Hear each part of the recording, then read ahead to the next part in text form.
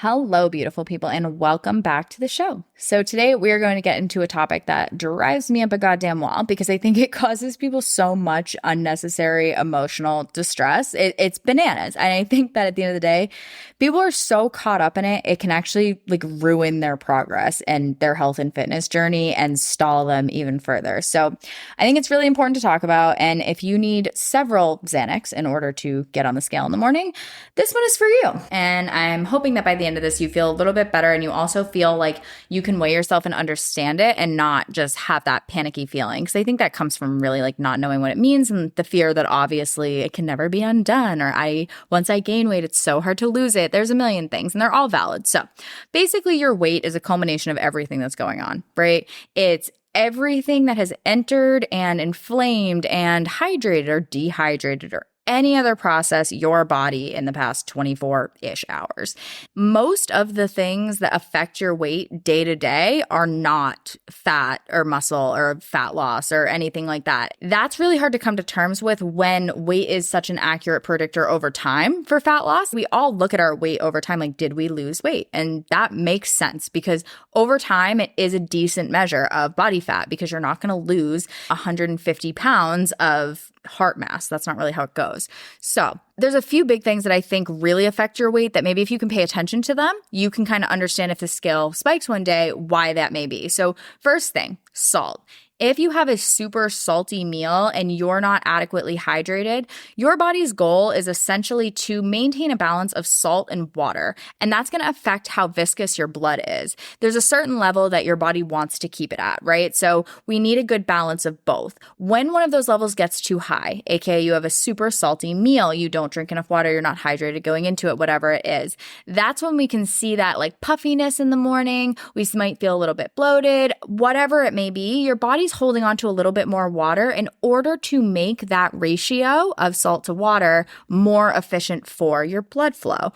Pretty important, right? It doesn't really care that you're on a diet and you're going to be sad about what the scale says. It cares about keeping your heart going. So we're going to say that that's pretty valid and we're going to accept that. And if you are eating a super salty meal and your weight does spike the next day, know that you're just kind of peeing out a little bit less water and getting rid of a little bit less water within your body. Everybody stays happy, all your organs are functioning. That is the main purpose. And then there's also things like fiber. So fiber is a similar effect on your weight because it affects digestion and how you expel food. So fiber is a binder. Essentially what fiber does is it takes things as it goes through your body along the way and it grabs them out and it takes it with them, and then you excrete it and you poop it out and everyone is happy and you get rid of all of the extra stuff. This can be like hormones, like if you have excess estrogen, that is something that fiber can help grab and take out. There are a million things that fiber is super beneficial for. However, if you have a super up and down fiber intake, that can affect how often you poop. If you haven't pooped for 2 days because you were a little low fiber after being a little high fiber, well, now we got ourselves a situation on the scale.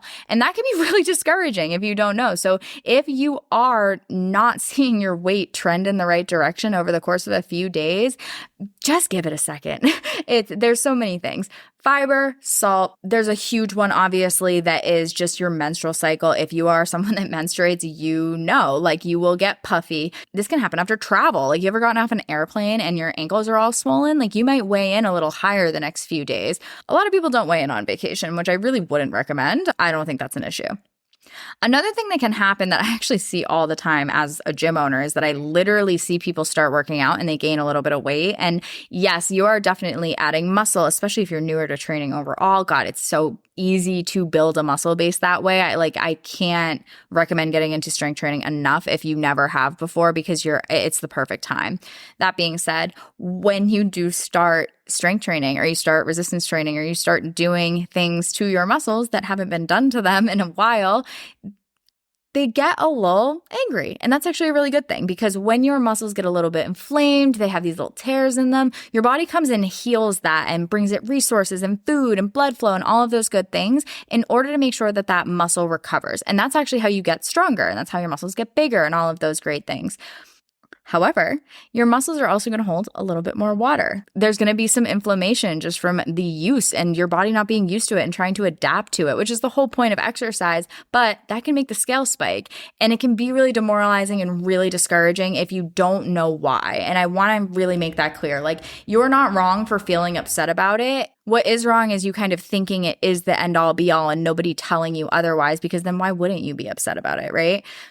So now that we've established a bunch of different things can affect what the weight on the scale actually says, let's talk about the things that actually do affect it on a more long-term level.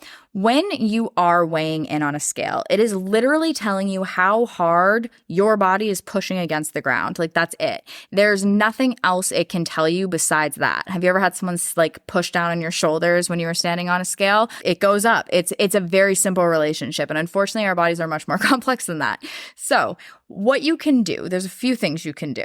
The first thing is you can fucking not worry about it, because does it really matter how many pounds of muscle you have? Like, probably not. Go be a good person and exercise. Like, it's not that difficult. But if you do want to dive into it, I really suggest getting some sort of body composition measuring done. InBody, bod pod, all good options. InBody will have a slightly higher variance than bod pod, but InBodies are also a lot easier to find because I think they're like a 20th of the price. Bod pods are very expensive to have as a facility. So if you have like research universities around you or anything like that, a lot of times those places will have them. So I definitely recommend checking that out if you're interested. But if you are not going to accurately kind of assess your body composition, you are not going to know about the changes that happen that will not be told in the scale story. So what do I mean by that?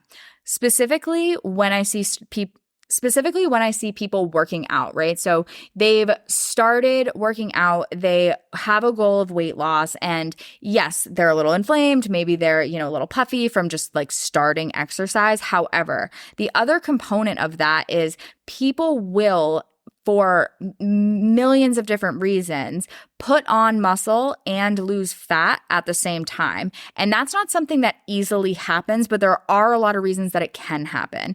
First reason being you're brand new to training, dieting, things like that. That becomes easier when your body isn't used to it. You start to build muscle and burn fat at the same time. It becomes harder over time. The other way that can happen is just being up and down in your diet. So if you calorie cycle, or if you're in a really low deficit one week and you go much higher the next, whatever it is, that can cause that as well. A lot of people just kind of eat like that day to day. So say you gain in a month 2 pounds of muscle and you lost 2 pounds of fat. That's not going to show up as anything on the scale. It's going to be the exact same number. And you're going to get on and go, what the fuck? Like, I've literally been working my ass off. I'm staring at the number. It's the fucking same. Like, after all that, like, are we for real? I'm going back to the couch. This is bullshit. Like, that's a totally fair reaction. And the difference between a body composition scale and a regular scale is that it's going to tell you where those things are coming from. So you, instead of seeing a net 0, will see -2 fat pounds plus 2 muscle pounds. And then you go, oh shit, that's a good thing. It becomes a very different story. This isn't to put like body composition scales as the forefront. They're just the measurement of it. Your body is made up of water, bones, inflammation, fiber, poop, all of it. Like, there's so much that goes into it. I want you guys to really understand just your weight is not an accurate measurement. The things I like as measurements in addition to weight are a few things. With weight itself, I usually recommend people weigh themselves like once a month or every single day. I think the in-between is where you get in trouble. Like, if you have Chinese food and no fiber one night, you're salty, you have no fiber in you, you're going to weigh in 3 or 4 pounds heavier the next day. If that's your weigh-in day for whatever the week, you're going to be pretty angry at the results, and they're probably not going to be accurate to how the week actually went if everything else went fine. If you weigh yourself like once a month, it's a little bit easier to see a difference in that time. And even if you do fluctuate, usually worst case scenario, it'll tell you weigh the same. I'm a big fan of the everyday or the not at all. Honestly, I think that measurements are the first one that I really like, because a pound of fat does not weigh more than a pound of muscle, but a pound of fat takes up much more room than a pound of muscle does. So think about it that way. Like, if a pound of fat is double the size, it's going to show in your measurements and your progress pictures much before it shows on the scale. That being said, If you're a person that hates progress pictures, I think measurements are great. I don't think that there's a lot of stigma that follows like weighing yourself that follows with measurements because we don't have this weird reference. Like every woman is convinced they need to weigh 120 pounds, which is fucking bananas for 90% of women. Like they don't need to, nor should they. I think with measurements, we have less expectation, like already set out. I don't know what it is, but every man wants to be 200 pounds or under, and every woman is like insistent they should weigh under 130 pounds. And like, if you're a 5'11" woman, that's probably not the vibe. Like it's probably not where you want to go with that, but it's become this like normal thing. Measurements sort of take that away. And I like that because I don't think a ton of people have like measurements in their head that's like society's acceptable. I know a few rap songs gave us some reference, but at the same time, you know, you can't win everything.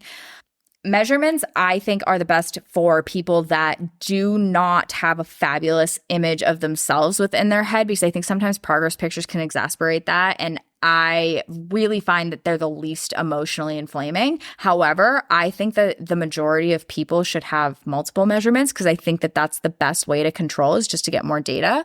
If you are a person that hates weighing themselves, you don't get anything out of it when it goes down and you don't feel good when it goes up and you stress about it all day and you think about it all day, that is not good. And that's so not necessary.